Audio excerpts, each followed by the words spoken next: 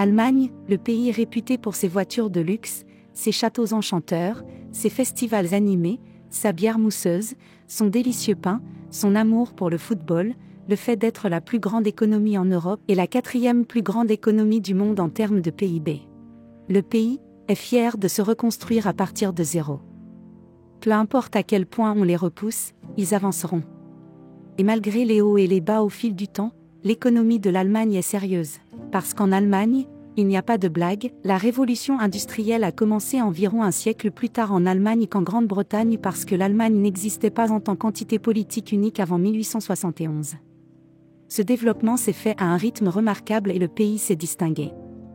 Ce progrès s'est poursuivi jusqu'au siècle suivant, jusqu'à ce qu'il décide d'utiliser cet avantage pour se lancer dans une guerre, et pas n'importe laquelle, mais une guerre mondiale, pour finalement subir une défaite, et pas n'importe laquelle, mais une grande défaite, qui a plongé son économie dans le chaos. Les Alliés victorieux ont décidé de punir l'Allemagne avec d'importantes réparations de guerre. L'Allemagne était déjà dévastée, et les pénalités ont empiré la situation. Ils ont essayé de s'en sortir en imprimant de l'argent, et le pays a dû faire face à l'une des pires hyperinflations entre 1921 et 1923.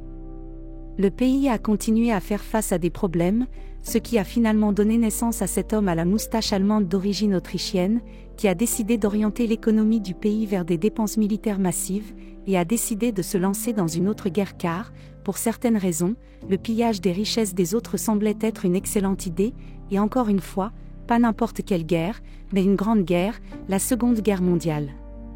Et encore une fois, elle a été perdue. Pendant la Seconde Guerre mondiale, les nazis ont imposé un système de contrôles économiques sur la production, les prix et les salaires. De plus, ils ont imprimé de l'argent pour couvrir une partie des coûts de la guerre, ce qui a entraîné une inflation, ainsi que de nombreux autres facteurs qui ont conduit le pays à une impasse sociale et économique au moment de leur reddition en 1945. Les Alliés qui ont bombardé l'Allemagne lors de la Seconde Guerre mondiale ont une fois de plus décidé du destin du pays et l'ont finalement divisé en deux parties, l'Allemagne de l'Ouest sous le contrôle des États-Unis, de la Grande-Bretagne et de la France, tandis que l'Allemagne de l'Est était sous le contrôle de l'Union soviétique. À partir de là, l'Allemagne de l'Est et de l'Ouest ont suivi des chemins différents. Les forces occidentales ont décidé qu'il n'était pas judicieux de soumettre la nation au même cycle de réparation qu'auparavant. Au lieu de cela, ils ont décidé de les aider, un peu comme garder ses amis proches et ses ennemis plus proches. Ainsi, un plan a été mis en place, appelé le « Plan Marshall », pour reconstruire le pays avec l'aide des puissances occidentales. L'objectif de ce plan était de s'assurer que les Allemands ne tomberaient pas sous l'influence d'un autre leader nationaliste comme le « gars à la moustache » ou ne se dirigeraient pas vers des idéologies communistes. L'efficacité du plan Marshall dans le redressement du pays est une opinion commune, mais ce n'est pas la seule raison du succès économique de l'Allemagne. Un petit groupe d'adeptes allemands du marché libre qui avaient survécu à la guerre était resté en contact les uns avec les autres dans l'espoir de partager des idées. L'une des figures principales était Walter Eucken, qui était professeur à l'université de Freiberg. Un disciple d'Eucken, nommé Ludwig Erhard, a été nommé ministre de l'économie dans la zone américaine en 1946. Erhard a introduit des réformes majeures et a plaidé en faveur d'une économie de marché libre, soulignant fréquemment que les Allemands devaient accepter leurs conditions difficiles et que seul le travail acharné et la responsabilité individuelle pourraient les faire prospérer et occuper une nouvelle place parmi les nations civilisées du monde. Les zones américaines et britanniques ont été combinées en une seule en 1948, et Erhard a été nommé directeur de l'économie. Une nouvelle monnaie a été introduite et l'offre de monnaie a été contrôlée en permettant aux citoyens de l'Allemagne de l'Ouest d'échanger 10 anciens marks contre un nouveau mark. Erhard a ensuite mis fin au contrôle des prix et de la production. Un dimanche, lorsque toutes les autorités alliées étaient hors de leur bureau, Erhard a annoncé à la radio que le lendemain, presque toutes les politiques de contrôle des prix prendraient fin. Un commandant des autorités américaines a convoqué Erhard dans son bureau et lui a dit « Erhard, mes conseillers me disent que vous faites une terrible erreur. » Erhard a répondu « Ne les écoutez pas, général. Mes conseillers me disent la même chose. » La reprise a commencé. Les biens stockés sont sortis de leur cachette car ils pouvaient être vendus à des prix concurrentiels sur le marché. La production industrielle a augmenté de manière significative au cours des années suivantes. Il y a eu une augmentation des prix après l'abolition des politiques de contrôle des prix, mais le coût de la vie a été réduit une fois que la production agricole et industrielle a augmenté. Le succès économique a guidé son chemin jusqu'aux années 1960 et la productivité a montré que l'Allemagne de l'Ouest surpassait d'autres nations en Europe occidentale, y compris les vainqueurs de la guerre, comme la Grande-Bretagne. Cependant, l'Allemagne de l'Ouest ne s'est jamais transformée en une économie totalement de marché libre. Les architectes des réformes, dont Ludwig Erhard, sont restés partisans de la voie médiane, quelque part entre l'économie de marché libre et la planification socialiste, appelée l'économie sociale de marché, également connue sous le nom de capitalisme rénant.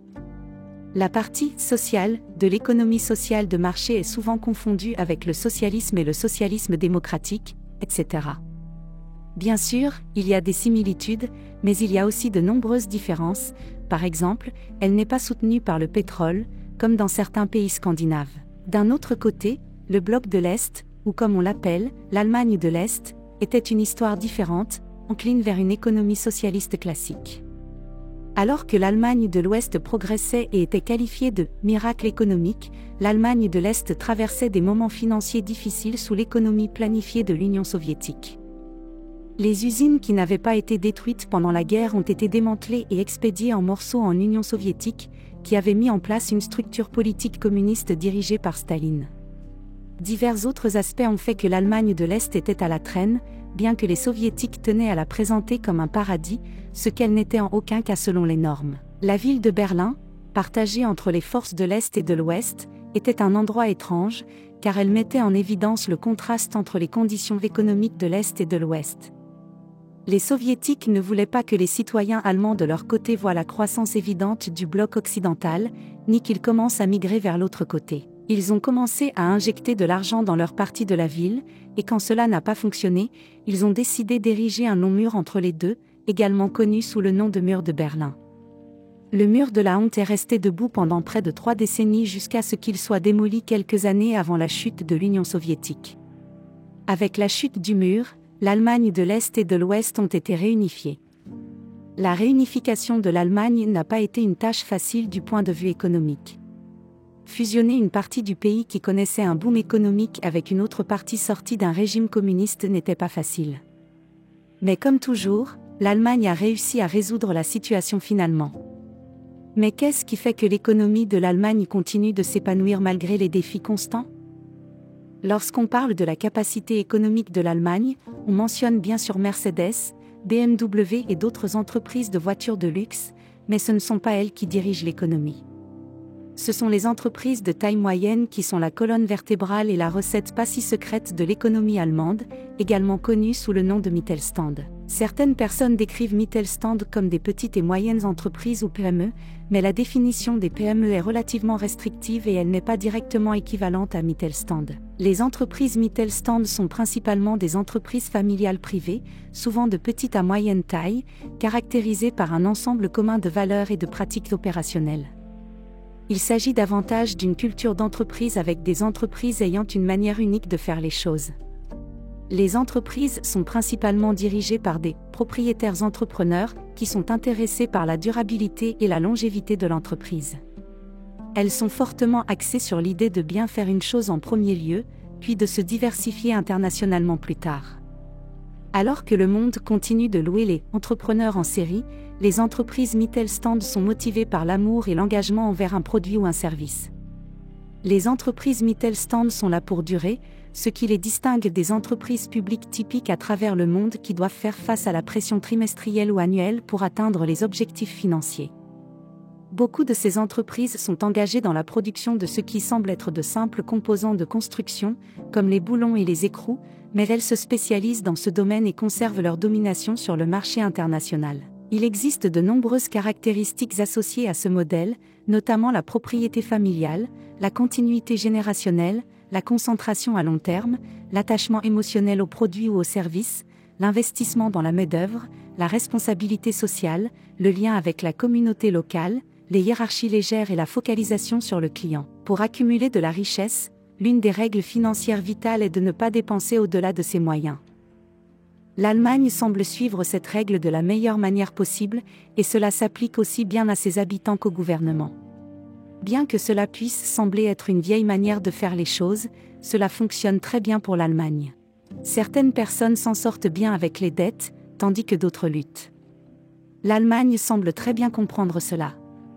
Les citoyens et le gouvernement sont tous réticents à emprunter de l'argent, sauf s'il est vraiment nécessaire. Un taux de corruption plus faible dans le secteur gouvernemental a également aidé le pays à accroître sa richesse, à conserver une bonne réputation et la confiance du public. Avez-vous déjà entendu parler de pays qui dévaluent leur monnaie pour stimuler leurs exportations? L'Allemagne l'a fait aussi, mais pas de la même manière que les États-Unis l'ont fait avec le Japon grâce à l'accord du Plaza. Ils l'ont fait différemment, en adoptant l'euro. Bien que l'euro soit une monnaie puissante aujourd'hui, si l'Allemagne ne l'avait pas adopté à l'époque, le mark allemand aurait été une monnaie très coûteuse à convertir. L'adoption de l'euro a permis au pays de vendre et d'exporter ses produits à des prix plus bas vers de nombreux pays. L'Allemagne est le troisième plus grand exportateur au monde, après les États-Unis et la Chine. Les exportations du pays dépassent le coût de ses importations, ce qui en fait l'un des pays avec le plus grand excédent de la balance des paiements. Alors que vous pourriez penser que la Chine est la plus grande usine de production au monde, l'Allemagne ne fait pas défaut pour être qualifiée de « l'usine ultime du monde ». Certes, la Chine fabrique des écrans de télévision, des téléphones mobiles et presque tout ce que nous achetons, mais les machines et les équipements utilisés pour fabriquer ces produits viennent d'Allemagne. En résumé, l'Allemagne fabrique des choses que la Chine utilise pour fabriquer d'autres produits. Plus la Chine vend, une partie de cela revient à l'Allemagne. L'Allemagne réussit parce que les Allemands réussissent.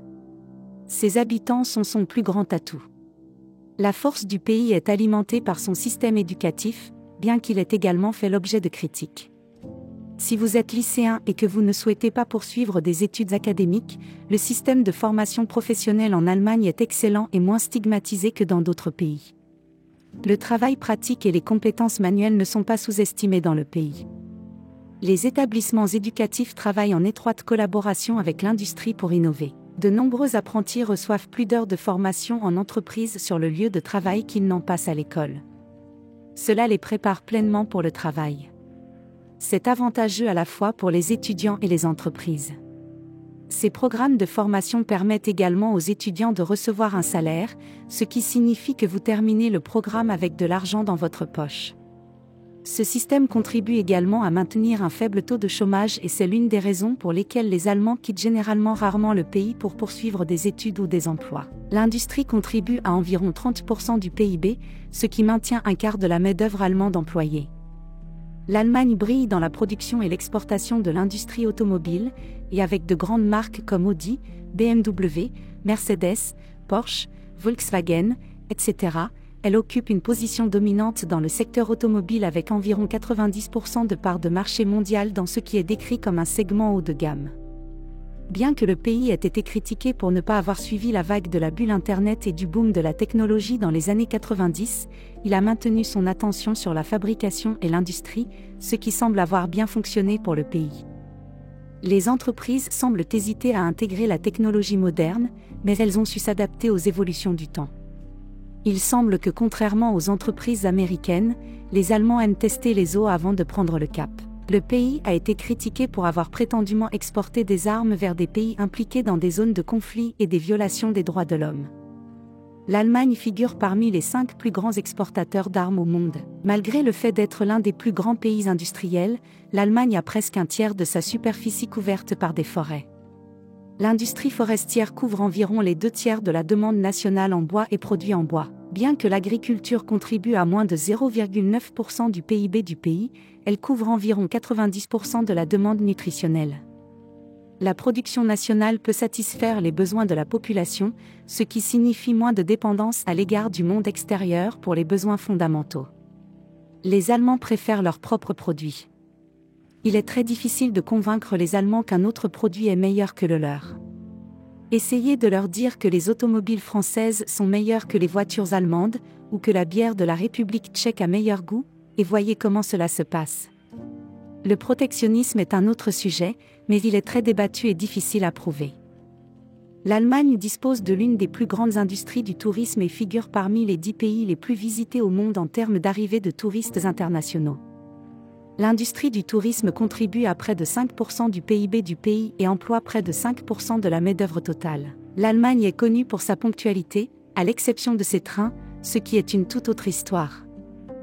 De la Première Guerre mondiale aux réparations de guerre, de l'hyperinflation à la reconstruction, de la Grande Dépression et de la Seconde Guerre mondiale à la reconstruction du pays après la guerre, de la réunification du pays et de l'adoption de la moitié moins stable du point de vue économique, de la crise de la zone euro à la crise financière mondiale et au Brexit, l'Allemagne a connu sa part de problèmes. Mais, elle avance toujours. L'efficacité allemande est bien réelle, et son économie n'est pas à prendre à la légère.